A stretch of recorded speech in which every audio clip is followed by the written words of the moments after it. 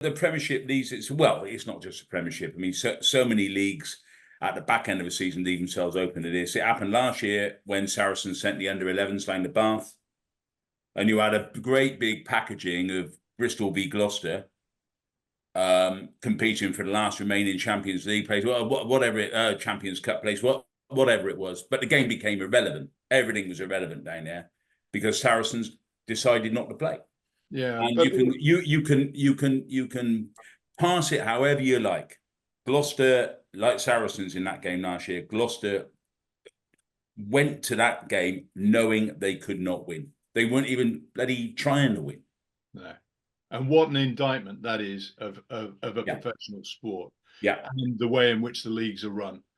Making money under false pretenses, Nick, from the supporters. Absolutely. Trading under false pretenses is absolutely right. It's a disgrace. And it's got to be sorted out by promotion and relegation. This idea that we're looking at a wonderful league. Look, 8 teams qualify for the European Champions Cup, or what I call the European Cup. That tournament has been devalued by the fact that there are so many teams, most of which are also Rands, or at least half of which are also Rands, now clogging up that tournament. It's harder not to qualify. Yeah, absolutely. And, I mean, the idea that you've got every time in this, if you're down to a 10-team league, you've got, in every 5 matches, you've got 2 that are effectively with Gloucester and Newcastle also Rands for most of the season. You've got almost, you got 40% pretty well of the of the matches really meaning very little. You look at this run-in and what these blowouts, when when Newcastle lost by 85 points, and now this one. Look at the impact they're having on, if it comes down to points difference or whatever else. Look at that impact. The knock-on effects from this sort of thing are very, very damaging. Very damaging indeed. I'm not a Premiership cheerleader. I do believe that there's been some very good attacking rugby played, but when it came to the crunch in the European games and they came up against sides that had, getting on for international class defenses or very good defenses, both of those teams came unstuck. That's the nature of the Premiership at the moment.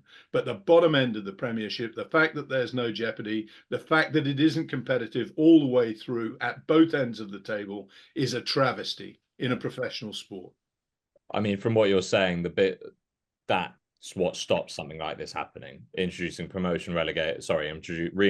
relegation, and all of a sudden you don't get a Gloucester team that is, a third string side. Absolutely. Also making Champions Cup qualification a whole lot harder. Yeah. If it was for the top 4 rather than the top 8, that gives you a bit of a different shape. Yeah. The only thing I'd slightly disagree with Nick, and I'm on board with 95% of what he said plus, is Gloucester for most of the season were a lot more competitive than Newcastle were. So, but I absolutely agree that 1 game in 5, so 20% of your Premiership programme every week, was a waste of space.